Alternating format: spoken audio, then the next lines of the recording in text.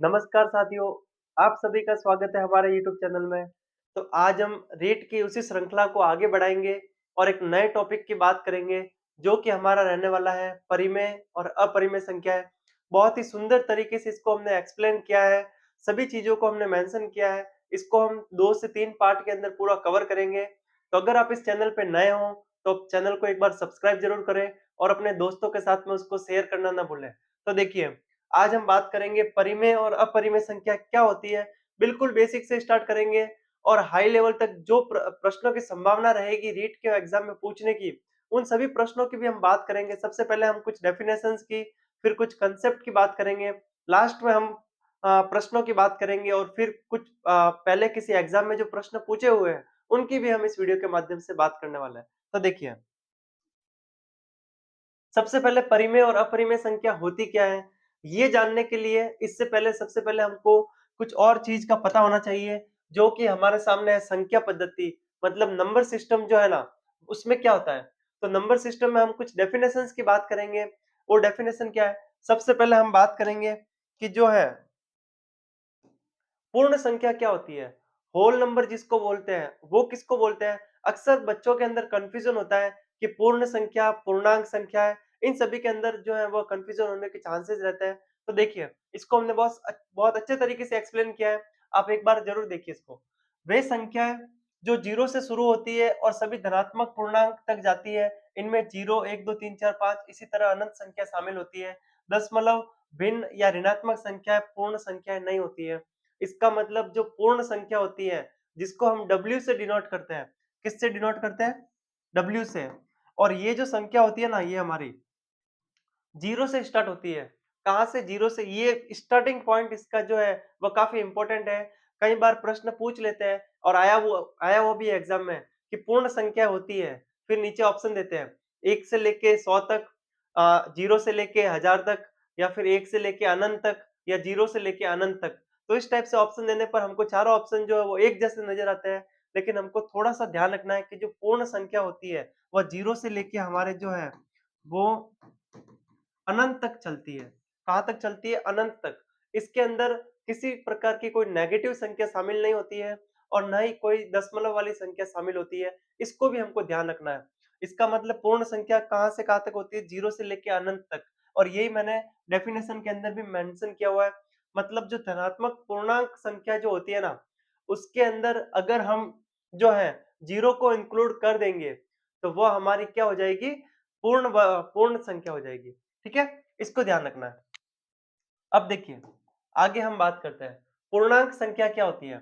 तो पूर्णांक संख्या जो होती है, वह क्या होती है? तो जैसे कि हम संख्या रेखा की बात करें, देखिए, ये आपके नंबर्स लाइन होती है संख्या रेखा। इस पर आपको पता है यहाँ पे क्या होता है? 0 होता है। इस तरफ हम आगे जाते हैं राइट साइड में, हम ऐसे रहते हैं ना, तो ये हमारा राइट होता है, तो संख्या रेखा पे भी वो वाला राइट होगा और इस तरफ वाला लेफ्ट होगा। तो राइट साइड में जो होती है, वह हमारी पॉजिटिव संख्या होती है। ये आपको सभी को पता ही है ना? ये ऐसे अनंत तक चलती है। और जब लेफ्ट साइड में जाएँगे ना, तो हमारी माइनस की संख्या आएगी। कैसी संख्या आएगी? माइनस की। यहाँ पे आपकी माइनस की अनंत आ जाएगी। अब होता क्या है, जो पूर्णांक संख्या जो होती है, वह आपकी माइनस अनंत से लेके प्लस अनंत तक जाती है। कहाँ से बोला मैंने? जो पूर्णांक संख्या होती है, माइनस अनंत से लेके प्लस अनंत तक, ठीक है? यहाँ तक जाती है, लेकिन इसमें जो है, इसको हम 3 पार्ट के अंदर डिवाइड करते हैं। एक पहले हम बात करते हैं धनात्मक पूर्णांक की, फिर हम बात करेंगे ऋणात्मक पूर्णांक की, और तीसरा हमारा होता है शून्य पूर्णांक, जो भी हमको समझने में काफ़ी जो है वो एक बार उसको ध्यान रखेंगे कि शून्य पूर्णांक भी क्या होता है। देखिए, सबसे पहले हम बात करेंगे धनात्मक पूर्णांक संख्या क्या होती है। तो वे पूर्ण संख्याएँ जो शून्य से बड़ी होती है और धनात्मक होती है, इन्हें संख्या रेखा पर शून्य के दाईं ओर दर्शाया जाता है। इसका मतलब ये है कि जो धनात्मक पूर्णांक जो संख्या होती है, उसके अंदर हमारा शून्य इंक्लूड नहीं होता है। 1 से लेके प्लस अनंत तक की जो संख्या होती है, अभी हमने बात की संख्या रेखा पर जो है, यहाँ से लेके ये जो भी संख्या है हमारी धनात्मक पॉजिटिव संख्या, वह हमारी क्या हो जाएगी? धनात्मक पूर्णांक संख्या हो जाएगी। 0 से बड़ी होनी चाहिए। 0 उसके अंदर इंक्लूड नहीं होगा, 0 हमारा शून्य पूर्णांक कहलाएगा, ठीक है? समझ में आ रहा है आपको? इसका मतलब ये संख्या रेखा है, यहाँ पे ये 0 है, तो 1, 2, 3 और ये जो भी संख्या है अनंत तक, ये हमारी सभी क्या होगी? जो है धनात्मक पूर्णांक संख्या हो जाएगी। ठीक है? अब हम आगे बात करते हैं। ऋणात्मक पूर्णांक संख्या क्या होती है? तो देखिए, ऋणात्मक पूर्णांक संख्या वे होती है जो शून्य से कम होती है, जैसे -1, -2, -3 आदि। कोई भी भिन्न या दशमलव संख्या जो इसके अंदर शामिल नहीं होती है। ये वे पूर्णांक जिनके आगे ऋणात्मक चिन्ह लगा होता है। इसका मतलब देखिए, ऋणात्मक पूर्णांक वैसे तो आपको समझ में आ गया होगा कि अगर ये संख्या रेखा है, ठीक है? और यहाँ ये वाली जो संख्या होगी ना हमारी, ये वाली, ये सभी क्या हो जाएगी? ऋणात्मक पूर्णांक संख्या हो जाएगी। इसके अंदर भी हमारा 0 इंक्लूड नहीं है। 0 से जो छोटी संख्या है, वह सभी क्या हो जाएगी?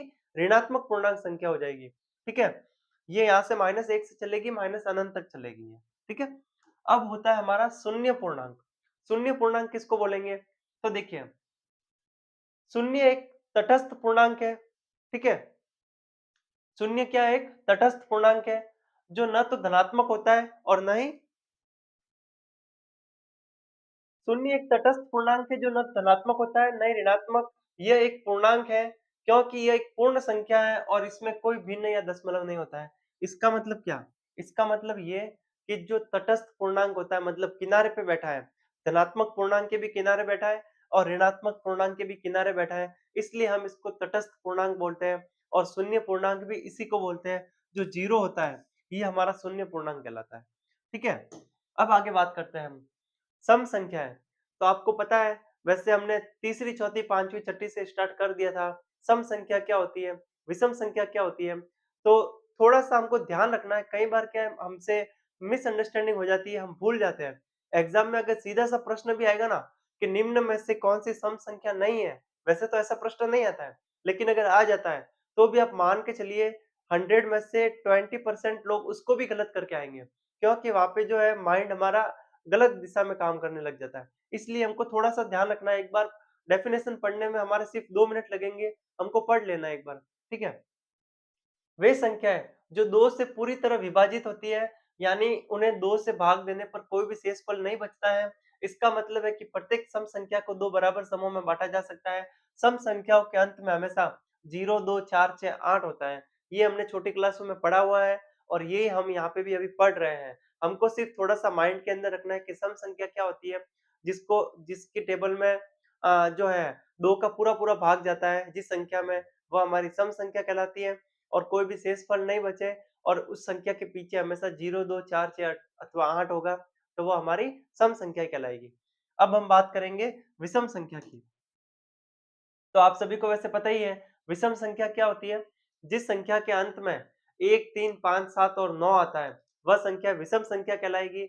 इसके अलावा अगर किसी संख्या में 2 का भाग देने पर अगर एक शेषफल बच रहा है, तो वह भी हमारी क्या हो जाएगी? विषम संख्या होगी। इस बात को थोड़ा-सा ध्यान में रखना है। सिर्फ ये माइंड में रखने की उद्देश्य से हमने इसको मेंशन किया है, थोड़ा-सा माइंड में सेट करना है इसको। अब देखिए, अब आती है हमारी अभाज्य संख्याएँ। यहाँ से अक्सर एग्ज़ाम में प्रश्न पूछा जाता है और हम लोग जल्दबाजी में उसको गलत भी कर लेते हैं। तो देखिए, होता क्या है, अभाज्य संख्या क्या होती है पता है?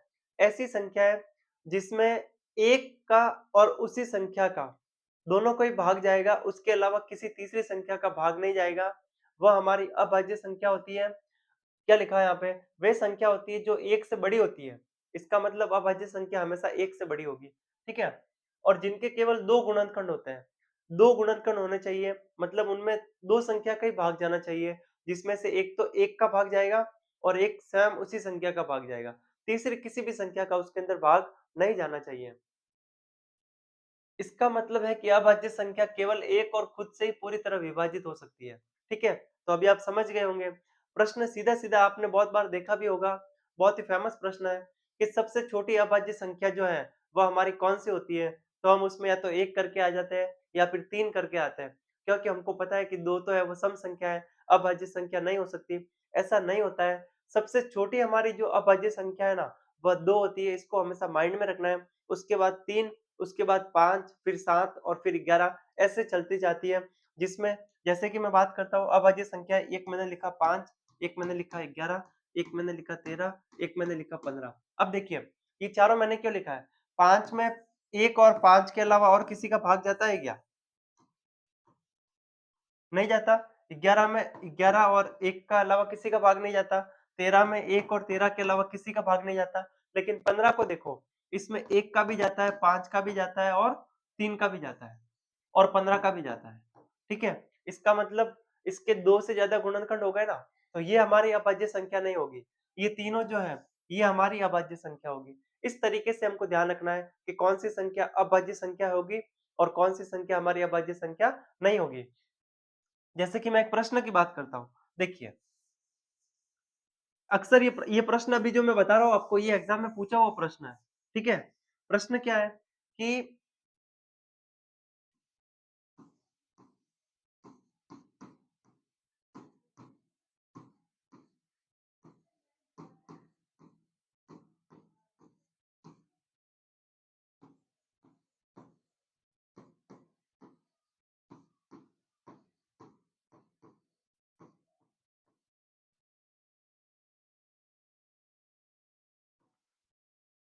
80 के निकट कौन-सी हमारी अभाज्य संख्या आएगी?